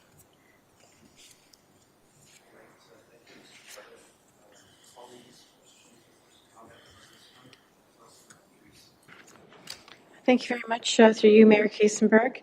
Welcome, Matt. Haven't had the opportunity to personally meet you, but I want to welcome you to the team. I'm very excited about having an agricultural specialist here in North Perth, and how much you'll help to contribute to economic development here will be great. And I'm really excited about the outlook and the vision for this committee, and the new opportunity to have a advisory committee will be great. So congratulations and welcome. Thank you. Thank you, Councillor Andreessen. Anyone else wishing to offer first comments or questions? All right, colleagues, before we deal with the resolution, we should deal with the possibility that one of us is going to be appointed to this committee, this advisory committee. Do I have any volunteers? Should put a name in here, right? You can self-nominate if you wish to serve. I see the Deputy Mayor nodding vigorously in a certain direction. That's amusing. All right, Councillor Andreessen. Yes, I would be interested, but I know other colleagues might be as well. Okay, any other colleagues wishing to serve in this capacity? Councillor Nuna? Yeah, I'd be interested as well. Okay, so we're looking for one. Yeah. Councillor Andreessen, like, both of you have significant committee responsibilities already. You have budget this year. You're the chair of the Economic Development Advisory Committee. How do you feel about it? Like, are you? I'm fine doing it. I'm fine not doing it. It's fine by me. I'm open to as well. So I propose an arm wrestle and the table right in front of. We'll see how that goes. You know what? Like, should we flip a coin, perhaps? Why don't we flip a coin? Anyone in the room have a coin? Oh, Councillor Blazek has another strategy, perhaps? I'm sorry, man, but one of those people does fulfill the requirement of having somebody under the age of 35 at the appointment. So maybe that should be taken into consideration as well. I don't know. Just a thought. We might kill two birds with one stone, is what you're saying. Fair enough. Councillor Andreessen, do you feel comfortable withdrawing and My age does not meet that requirement. Councillor Blazek did that in the most respectful way possible.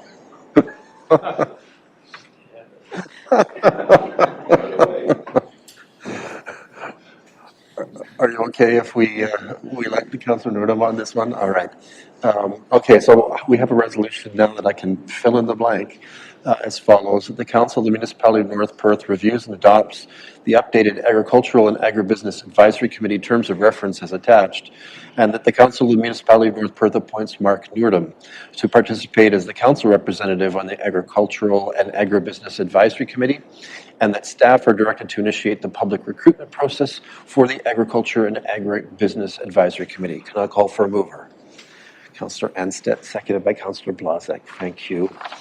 Any discussion or debate or misgivings on the part of Councillor Nordum? He's looking okay. He's smiling still. That's good. All right, let's have the vote.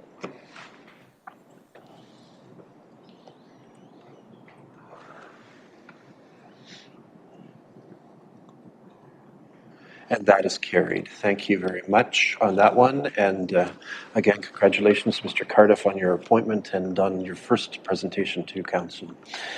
In item 9.3.2, staff has brought forward the disappointing news that the municipality's application for the Housing Accelerator funding was not approved by the Government of Canada. I will call on North Perth Manager of Strategic Initiatives, Jessica McLean, to review this report and share with us the much smaller ways, perhaps, that we can continue moving forward. Welcome.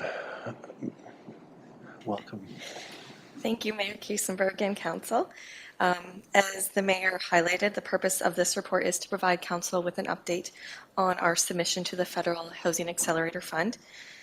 So unfortunately, in late February, we were notified by a CMHC representative that the municipality's submission was not selected for funding. To our knowledge, similar updates were received by our neighboring municipalities, and we are not aware of any successful applications in Midwestern Ontario at this time. Staff did get the chance to meet with the CMHC Municipal Relations representative in early March. Specific feedback on North Perth's submission was not provided at this meeting. It was shared that the HAF program was highly oversubscribed, with only 179 of the 540 applications resulting in funding agreements. The CMHC representative encouraged North Perth to review our housing action plan and determine what, if any, initiatives that are included in the plan could move forward without HAF support, and if any of the initiatives may be eligible under other CMHC programs. So in light of this advice, staff do plan to further investigate the CMHC seed funding program, and if any of the action plan initiatives would be applicable to the program guidelines. So hoping to bring back a report in the future on that. As well, the municipality was encouraged to send correspondence to our Member of Parliament and the Minister of Housing, Sean Fraser, regarding concerns with the HAF program outcomes. So tonight, in addition to Council receiving this report as information, staff are recommending that Council directs a letter to be sent to the Minister of Housing and Infrastructure and Communities, requesting specific feedback on our submission, as well as a call for more attention to be had to solutions for housing supply and affordability issues in rural Canadian municipalities. And I can answer any questions Council may have at this time. Thank you, Ms. McLean. I can advise that Mr. Nader and I have spoken about this, and of course there's a certain amount of frustration on the part of our Member of Parliament that was very evident in that conversation, and I appreciated his support and his interest in our work in housing. He sort of indicated that he has concerns around Perth County and his riding, in fact, with regards to this funding not being received by municipal governments, as Ms. McLean has identified in her report. Colleagues, questions, first comments, let's not make them too ranty, but rants are probably in order as well. Councillor Rothwell. Thanks very much, Mayor Todd. Thanks, Jessica, for your report. Can you just clarify for myself and perhaps Council? So the amount the federal government had was $4 billion over a 3-year period. So the application process was for all of that over a 3-year period. Is that correct? Through you, Mr. Mayor, yes, that is correct. So further, my understanding is that there have been no applications that have been actually have shovels on the ground, money been spent, and units available. Is that correct? To my knowledge, yes. So my last question is this. So, and perhaps we'll get into, and this is not necessarily a rant, but at the end of the 3-year period, when if there's still a significant amount of money left in the amount, is the federal government going to instigate a program to hopefully distribute the funds perhaps more evenly, fairly, I guess would be the question, for rural municipalities that should not be in the same category as large urban stream, being over 10,000 population? Through you, Mr. Mayor, I'm not sure the answer to that question, but perhaps it could be a point made in our letter to the ministry. I would advocate for that. Thank you very much. Thank you, Councillor Rothwell. Any other comments or questions at this point? Councillor Andreessen. Thank you very much to you, Mayor Kasenberg, and I appreciate the report, Jessica. I think that we do need to look at what can we do, right? We have big ideas of some possible projects, but obviously can't accomplish it all and certainly need more funding, but it might be good to kind of say or look at what our options are and really look at what we can do in this community, given some of our own funding or our own creativity, I guess, too. Thanks. Thank you. Okay, anyone else with comments or questions at this point? It certainly is a discouraging message sent I would say that this council has done fairly exemplary work over the years that I've been here, and the staff as well, to advocate for our position. And of course, our community is one of the more rapidly growing communities in Ontario. But it does seem like a lot of the money was favored towards municipalities that had populations of 50,000 or above.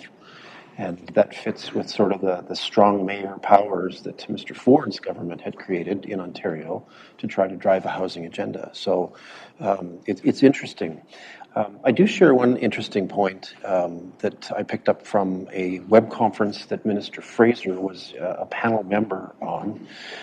Going back about 6 weeks ago, there was a web conference out of Ottawa pertaining to the issues of homelessness and the Finnish model. And of course, in Finland, regardless of political stripe, parties across the political spectrum there agreed to end homelessness once and for all through a change, a radical change, in fact, in their policies and in their funding formulas for dealing with homelessness.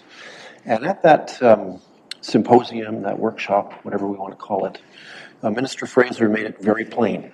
And it was remarkably plain. I was startled by the directness of his comments that the private sector would not solve Canada's housing problem. And so here we are with a $4 billion fund, which apparently is quite anemic if there were as many applicants as there were and we didn't make the cut.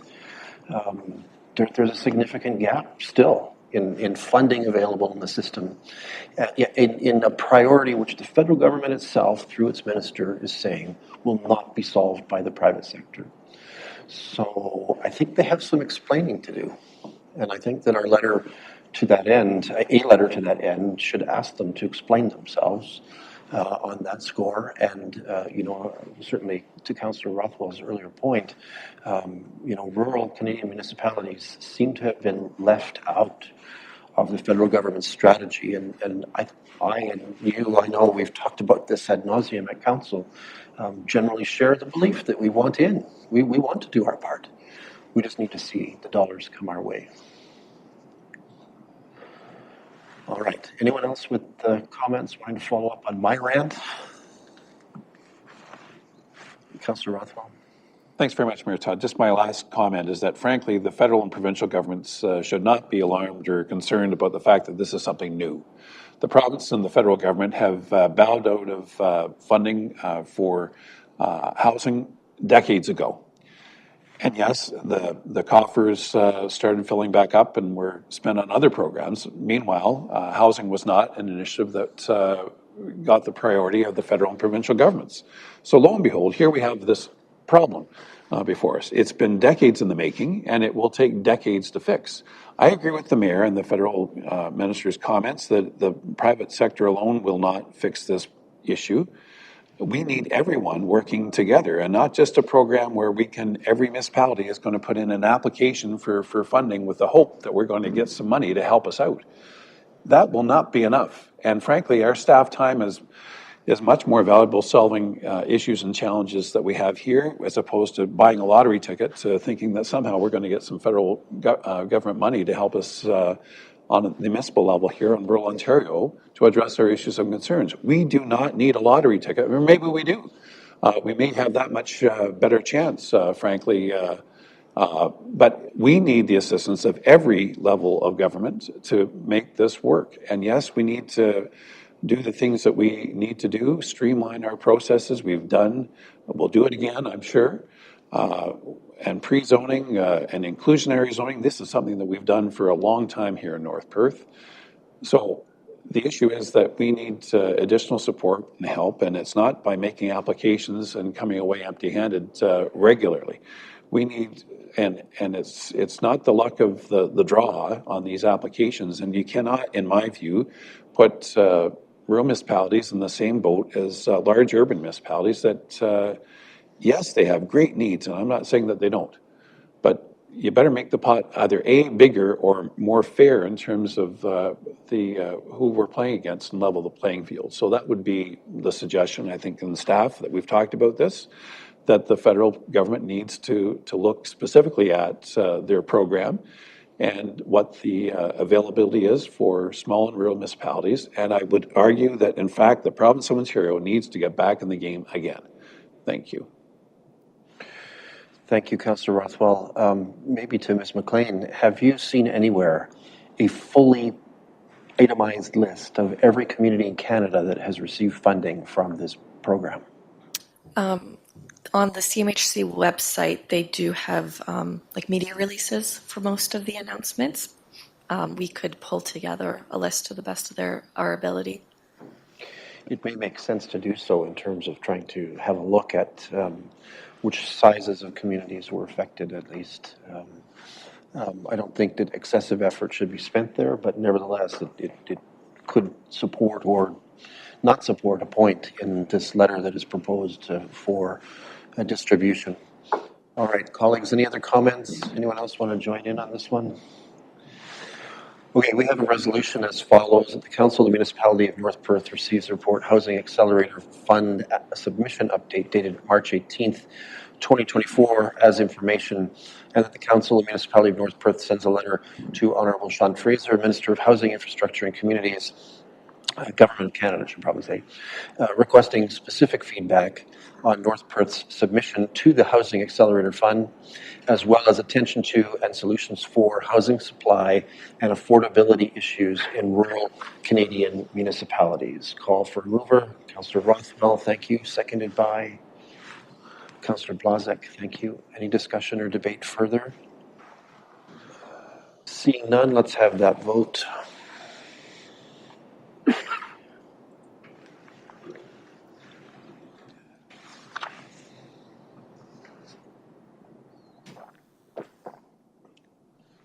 And that is carried. Thank you. Thank you, Ms. McLean. The news was not good, but we appreciate you bringing it to us with a certain amount of style.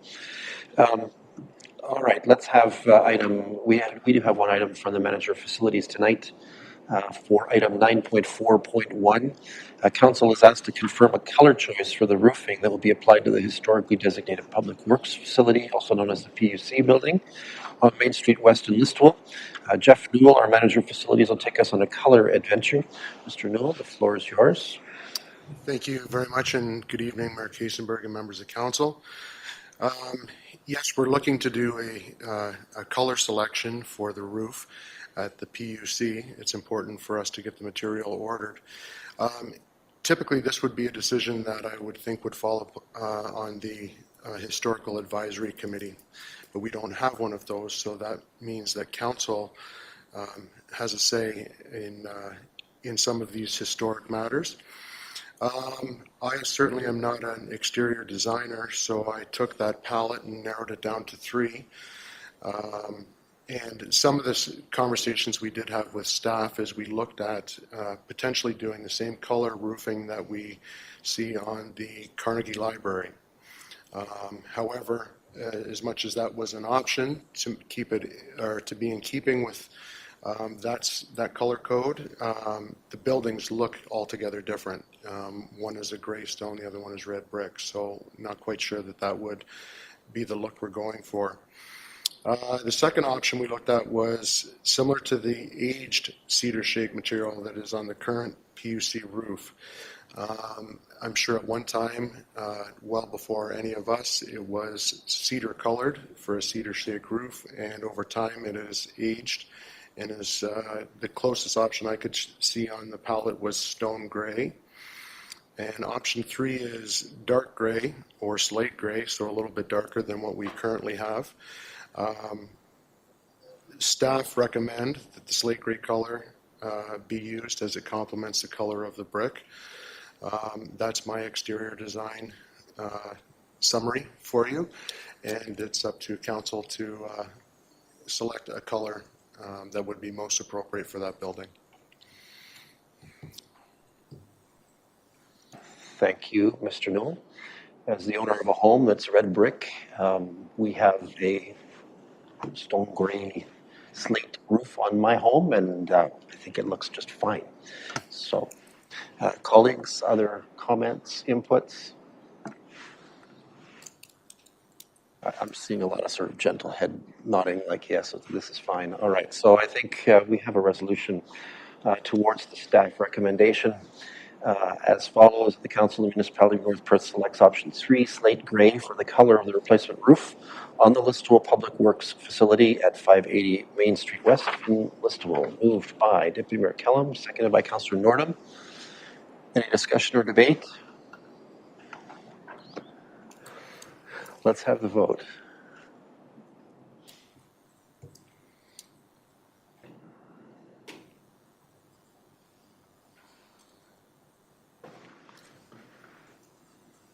And that is easily carried. 9 people made a choice on color. That's fantastic. Just don't bring us wallpaper choices. That's my advice. Thank you very much. All right, thank you. Let's turn to item 9.5, reports from the Operations Department. As item 9.5.1 on our agenda, we have a report from Manager of Operations, Lyndon Couch, pertaining to the results of a procurement process that was executed in accord with our policy and procedures for maintenance gravel granular M. I'll call on Mr. Couch to tell us about the process and the team's recommendation to tendering it done against haulage of Listowel. Mr. Couch. Mayor Kiesenberg, members of council, thank you. This comes in front of council every couple of years for the maintenance program, which is a 2-year program for the provision of the gravel. For our gravel road program, there are significant increases this year. It puts us over the estimated budget by approximately $150,000 to $160,000. The overall tender award is for $1.8 million over a 2-year window. So if approved tonight, it's for those 2 years. We do see a 39 to 40% increase in the gravel materials. It has been held low through the COVID years and up until this point. Some of the material is coming from further pits, as well the cost to transport it has increased. The quality of the material is there. It's the same vendor, the only vendor that we've had for the last 6 or 7 years or so. And the recommendation from staff in looking at the budget, because we're low on winter operational cost, we should see an offset overall by the end of the year, where this overage is still meeting budget overall in the Public Works program.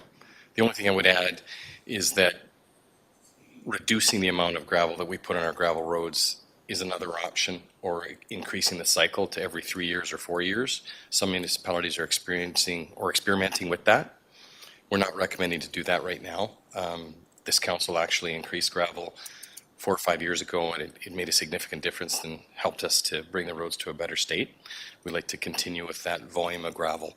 We are cautious with it. You can see by the graph that we've lowered it slightly from what was originally brought forward in 2019, but we're still recommending the amounts in front of you, which result in the costs in front of you and the award that is in front of you. So I'll leave it at that for questions. Thank you. All right, thank you, Mr. Couch. Colleagues, questions, first comments? Councillor Rothwell.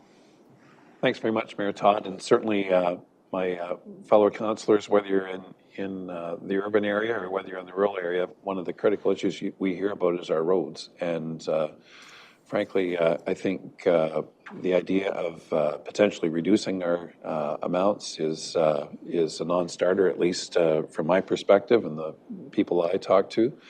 And in part, it's due to our roads, their usage. Implements are getting larger and frankly heavier, and that causes an issue with our roads. And my understanding is that our climate change is certainly impacting our roads as well when we have more water on our roads and when the roads are more open, because our winters are less significant in terms of ice and winter maintenance. We need gravel on our roads, and if we have to pay that cost, so be it. But managed appropriately, as Mr. Couch, as you mentioned in your report. So I'm in favor of that begrudgingly due to the increase. But that's our issue that we have. It's a finite resource, and I start wondering about the amount of gravel that's along our roadsides in our ditches. I know we've tried to retrieve some of that gravel, but maybe we'll have gravel excavation all along our roadways at some point in the future. I'm not sure, but thank you. Looking for business opportunities, Councillor Rothwell. Interesting. All right. Other questions or comments on this report? Okay, I have a resolution then as follows, that the Council of the Municipality of North Perth awards tender NP-012-24T Maintenance Gravel Granular M to vendor Dunnigan's Haulage 2010 Limited of Listowel in the amount of $1,877,750 excluding HST for the 2024-2025 term. Can I call for a mover? Councillor Nordham, thank you. Seconded by Councillor Andreessen. Any discussion or debates? Seeing none, let's have that vote.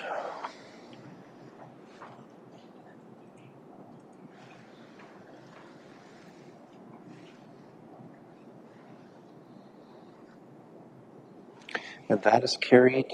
Mr. Couch is still with us. We have another matter, another tender, in fact, this time for the reconstruction of Binning Street.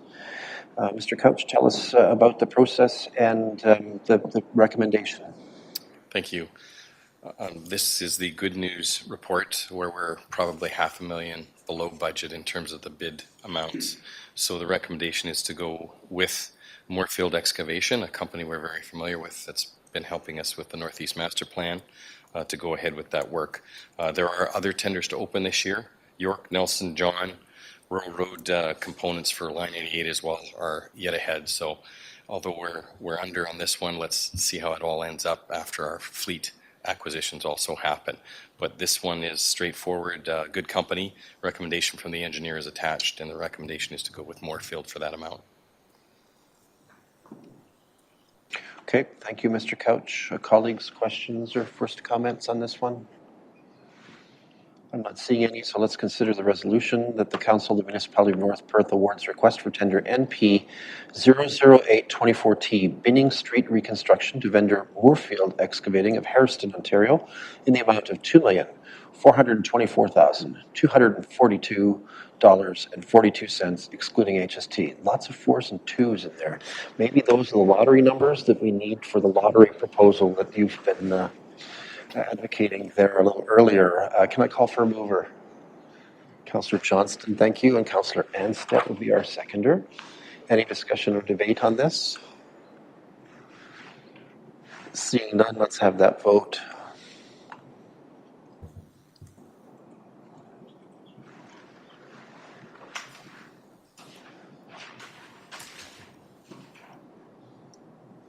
And that is carried. Thank you, Mr. Couch. We really will kick ourselves if the lottery numbers look like that next time. All right, let's turn to item 10 on our agenda. Colleagues, any reports that you'd like to request of staff or of our committees at this time? Councillor Nordham, let me get your microphone here. Yep. Thanks, Mayor Kiesenberg. Just curious if we can get a report maybe from Perth County or some correspondence. So December 6, 2021, North Perth Council unanimously agreed to encourage for further discussion for Perth County about safety on the intersection of 178 and 88, commonly known as main corners. I would like a report possibly from Perth County of what has been done on that corner to make it safer, and possibly if there are goals for further improvements with Huron County. So, thank you. Thank you, Councillor Nordham. Is my memory really bad, or did we not see a report on that not too long ago at County Council? No, I think, sorry. Yeah, go ahead. I believe that was for the Road 140, the other side. Yeah. Okay. All right, thanks. So I don't know that the county has issued a report on this. Mr. Couch, are you aware of any report that the county has issued on this? Not okay. So Mr. Couch is not aware. I would assume that he would see something like that if the county had issued it. All right. So you're asking for a staff report, asking to invite the CAO to invite the county to give us a report on progress on that troublesome intersection at Mains Corner. Okay. Moved by Councillor Nordham, seconded by Councillor Blazek. Thank you. Any discussion or debate on this one? All right, seeing none, let's have a vote on that if our clerk table can oblige.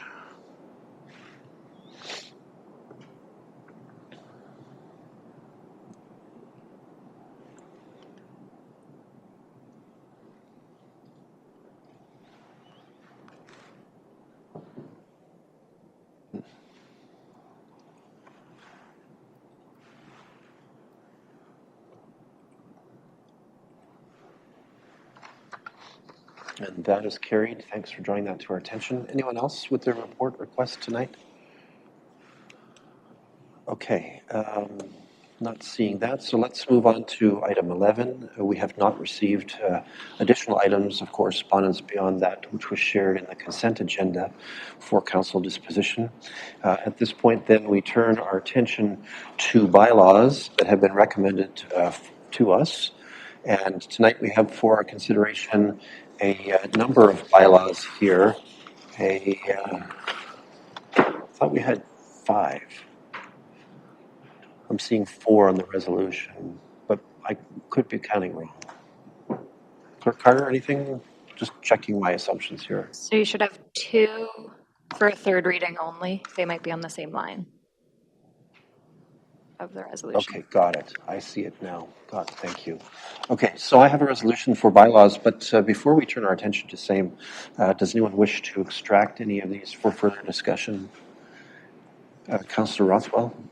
I believe, I just have a question about the first 2, and it's the drainage works. And I believe that with the adoption of this is that the work will commence forthwith on that. These are the 2 drains that we're talking about. Right. I just want to verify that that's in fact the case. Mr. Couch is nodding his head, so I think that's a confirmation. All right, thank you. Anyone else with a desire to extract any of this before we tackle it in a single pass? Okay, as follows, that bylaws 2-2024 and 3-2024 be read a third time and be finally passed. Those are the 2 drainage items. And that the following bylaws are hereby passed. 17-2024 being a bylaw to authorize the borrowing of money to meet 2024 expenditures of the Council of the Municipality of North Perth. 19-2024 being a bylaw to amend bylaw 147-2022. And 20-2024 being a bylaw to amend bylaw 6-ZB-1999 as amended, I suspect. Thank you. Moved by Councillor Duncan, seconded by Councillor Nordum. Thank you. Any discussion or debate on this or these actions? Seeing none, let's have the vote.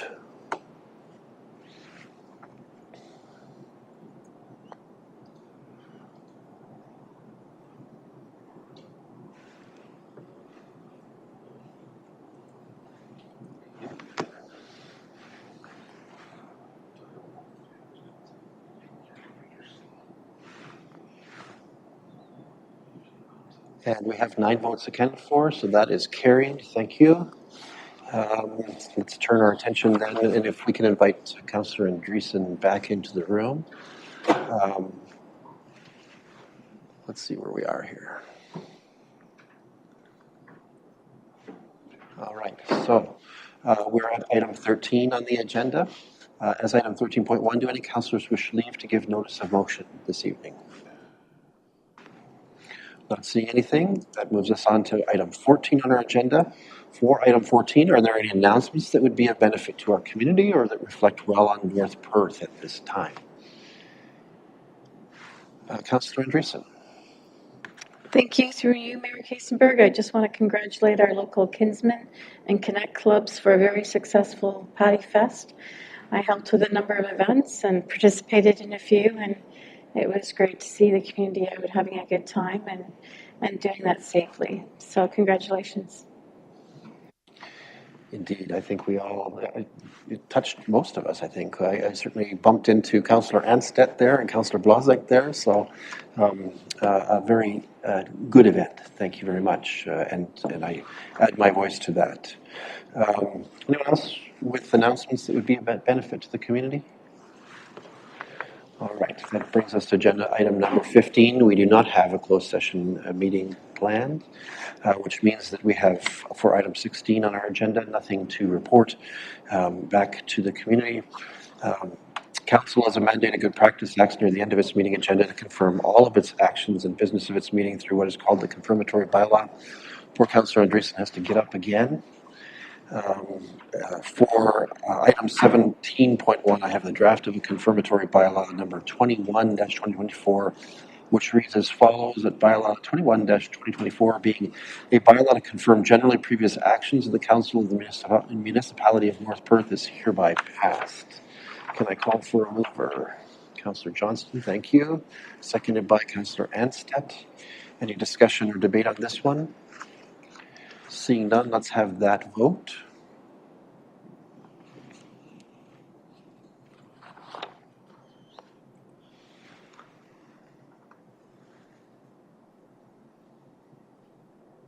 And that is carried. Thank you. And colleagues, we should invite Councillor Andreessen back into the room for the grand finale. We have completed the deliberations and taken action on the business that was put before us this evening. It's thus appropriate for us to consider adjournment. I have a motion to that effect as follows: that the council of the meeting adjourns at 8:56 p.m. to meet again for general council business on Monday, April 8th, 2024 at 7 p.m. Councillor Richardson, here's your prime opportunity to move something. Are you willing to be a mover for our adjournment motion? I will move that. Thank you. Thank you. And seconded by Councillor Rothwell. Councillor Richardson, people are chuckling in the chamber about the fact that I've finally got you in on a motion. I think, colleagues, that's not debatable, so let's have that vote.